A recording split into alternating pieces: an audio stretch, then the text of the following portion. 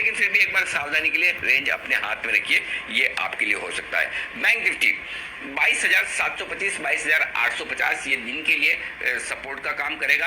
अगर तोड़ा तो 22,450 22,650 ये वो रेंज है जहां पर फाइनल टारगेट बैंक निफ्टी का नीचे का बनता है। तो 22,450 22,500 के आसपास, आई डोंट नो आएगा नहीं आएगा, ना आए तो बेहतर है, आएगा तो वहां पर खरीदारी करने का और शॉर्ट कवरिंग करने का बेहतरीन मौका होगा जो छोड़ना नहीं चाहिए। अब आइए बैंक निफ्टी में 23,075 23,175 कल भी आपको यही रेंज दी थी और एग्जैक्टली इसी रेंज से बैंक निफ्टी ने टॉप बनाया, नीचे आ गया। आज भी यही रेंज रहेगी, लेकिन इसके ऊपर निकल कर टिके तो 23,400 23,600 परफेक्ट सेल जोन है, मिलेगा नहीं, ऑलमोस्ट इम्पॉसिबल है। ऊपर की पहली रेंज ही पार कर ले निफ्टी बैंक निफ्टी पर तो मुश्किल है। और आप देखिए एसजीएक्स निफ्टी अब धीरे धीरे लाल निशान में भी आ रहा है, जबकि सुबह 7 बजे मैं यही बात कर रहा था कि जितना गैप से ऊपर खुलेगा उतने बिकवाली के बेहतरीन मौके होंगे। तो एसजीएक्स निफ्टी सही तस्वीर नहीं दिखा रहा है, शायद हो सकता है सिंगापुर वालों ने चीन के साथ तनाव की जो खबरें हैं उनको ढंग से पढ़ा समझा ना हो, अब समझ में आती हुई दिख रही है जब हिंदुस्तान का मीडिया अब सुबह सुबह इन सारी खबरों को दिखा रहा है। तो ये आपके लिए इंपॉर्टेंट है, तो ये आपके लिए बड़ी रेंज होगी दीप। अब मैं आपको दिन की रेंज दे देता हूँ, 11,250 11,375 डे रेंज, 11,175 11,425 मीडियम रेंज, 11,125 11,475 ये बड़ी रेंज है आज के लिए। बैंक निफ्टी 22,850 23,075 छोटी रेंज, 22,650 23,175 मीडियम रेंज, 22,450 से 23,400 लगभग 1000 पॉइंट की आप समझ लीजिए, ये है सबसे बड़ी रेंज आज के लिए आपके लिए दीप। तो ये है। और एक और चीज मैं बता दूं आपको, एफआईज नेट इंडेक्स लॉन्ग 58% 4% बढ़ रही है, जो मैं आगे विस्तार से आपको बताऊंगा। वायदा कारोबार के डेटा के वक्त या एफआईज के डेटा के वक्त मुझे याद दिला दीजिएगा दीप, ये मैं बताऊंगा आपको। पुट कॉल रेशियो स्टेबल है वही 1.23 और विक्स स्टेबल है 1% नीचे। जी दीप। बिल्कुल, तो इस डेटा के बारे में थोड़ी डिटेल्स में थोड़ी देर बाद बात करेंगे, पर ये है आपके लिए आज की रेंज। पोजीशंस के लिहाज से क्या करना चाहिए सर, और आप बोल भी थे जिनकी एग्जिस्टिंग पोजीशंस उन्हें क्या ध्यान में रखना चाहिए?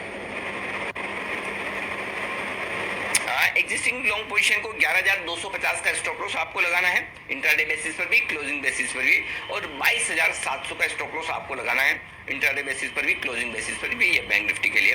वैसे तो बैंक निफ्टी में कल अब 23,000 के नीचे क्लोज होने के बाद स्टॉप लॉस ट्रिगर हो चुका है क्लोजिंग बेसिस पर, फिर भी हो सकता है बहुत लोगों ने ना लगाया हो, अपनी अपनी मर्जी होती है। मैं आपको फ्रेश स्टॉप लॉस दे दूं, अगर ये स्टॉप लॉस उन लोगों के लिए जिन्होंने नहीं लगाया, जाहिर सी बात है इतनी पोजीशन खड़ी किसी की तो होगी, सबने तो बुक नहीं किया होगा।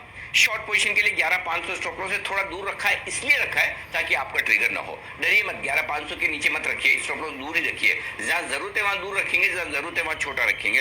23,200 देखिए बैंक निफ्टी पे छोटा रखा है मैंने स्टॉप लॉस, उतना दूर नहीं रखा है, 250 पॉइंट ऊपर गई है। तो बैंक निफ्टी में 23,200 रखेंगे, लेकिन निफ्टी में 11,500 का रखेंगे। ये आपका स्टॉप लॉस है। नई पोजीशन कैसे बनानी है, अब बेचना है 11,375 11,475 कल भी यही रेंज दी थी, आज भी यही रेंज है। गैप से खुलेगा पक्का बेचेंगे, अगर 50-75 पॉइंट ऊपर मिल गया ग्लोबल मार्केट्स और डाउ को देखकर तो बेचना ही है खुलते, नहीं तो फिर देखेंगे कहाँ खुलता है, उसके हिसाब से डिसीजन लेंगे। लेकिन इस रेंज में आपको बेचने का मूड बनाना है, जितना आप 11,475 के नजदीक बेच पाओ, 11,450 475, आई डोंट नो आएगा नहीं आएगा ये कहना मुश्किल है, वो हम 9:08 पर डिसाइड करेंगे कि कहाँ खुल रहे हैं, उस हिसाब से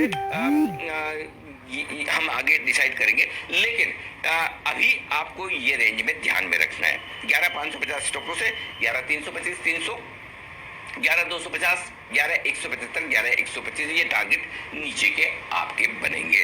लेना जो चाहते हैं, अब 11,175 11,250 ये खरीदारी की रेंज है, 11,175 के नजदीक ले पाए तो अच्छा है, क्योंकि देखिए पिछले 2-3 दिनों से हो ही रहा है कि निफ्टी लोअर लो लोअर हाई बना रहा है, तो कोई बड़ी बात नहीं कि 11,250 के नीचे आकर एक बार 11,175 11,200 आने की कोशिश करें, वहां पर आप खरीदने का कोशिश करेंगे तो ज्यादा सेफ है।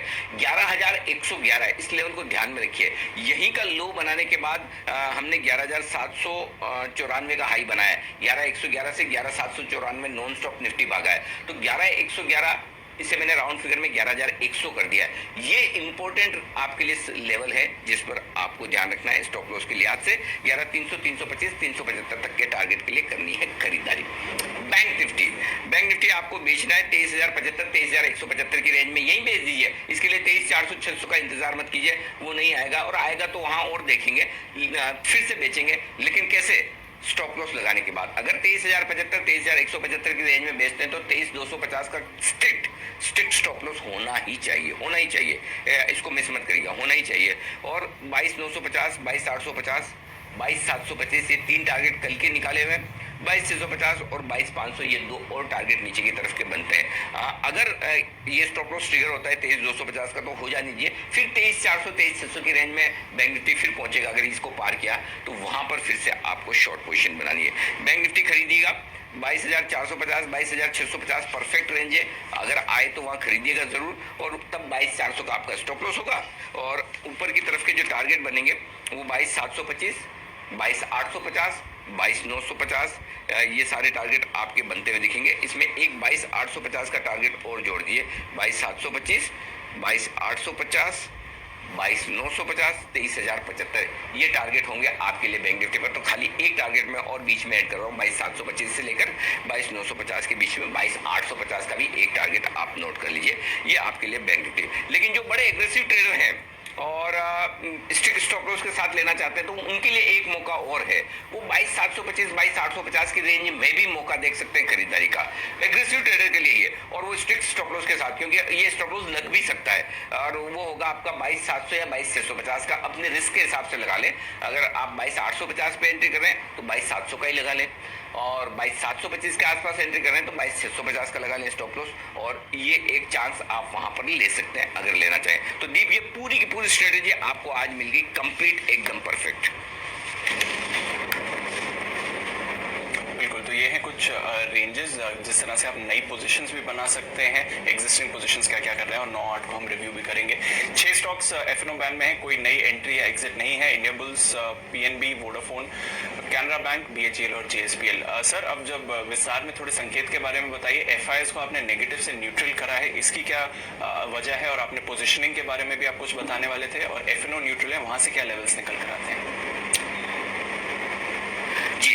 देखिए एफआईएस के डेटा में 2 इंटरेस्टिंग चीजें थी। पहले देखिए कैश में 7 करोड़ की बिकवाली, तो थोड़ा सा बिकवाली का हाथ तो साम रोका है उन्होंने, और स्टॉक फ्यूचर्स भी कोई खास नहीं बेचे, सिर्फ 49 करोड़ के। तो स्टॉक स्पेसिफिक से 55-56 करोड़ की बिकवाली बहुत छोटी है, पॉइंट नंबर 1, इसलिए न्यूट्रल है। सामने 650 करोड़ के उन्होंने इंडेक्स फ्यूचर्स खरीदे हैं। अब इंडेक्स फ्यूचर्स में जो खरीदे हैं वो कहाँ खरीदे हैं? पहले तो तेजी की पोजीशन इंडेक्स फ्यूचर्स में बनाई, ये इंटरेस्टिंग है। एफआईएस ने कल तेजी की पोजीशन बनाई, और दूसरा जो उनकी इंडेक्स में शॉर्ट पोजीशन थी वो भी काटी है, शॉर्ट कवरिंग भी की है, फ्रेश लॉन्ग पोजीशन भी बनाई है। इसलिए एफआईएस के डेटा बेहतर भी हुए हैं, और साथ ही एफआईएस की नेट लॉन्ग 54% से बढ़कर 58% भी हुई, 4% बढ़ी है। तो एफआईएस के डेटा 3-4 दिनों बाद थोड़े राहत भरे। मैं ये तो नहीं कहूंगा कि बहुत अच्छे है, चलो बढ़िया सब कुछ ठीक है, लेकिन थोड़ी राहत भरे कि कम से कम बिकवाली से हाथ रुका। लेकिन ऐसा काम घरेलू फंड करने से मुझे नहीं पता ये क्या चीज का इंतजार कर रहे हैं, ये बिल्कुल लेने को तैयार ही नहीं है। 11,800 वाला निफ्टी अब 11,300 तक भी आ गया है, 250 भी कल अभी भी ले नहीं रहे। इंटरेस्टिंग है। तो घरेलू फंड पता नहीं किस ट्रिगर का इंतजार कर रहे हैं, किस लेवल का इंतजार कर रहे हैं, क्या वो 11,200 100 का इंतजार कर रहे हैं, 10,800 का कर रहे हैं, भगवान जाने।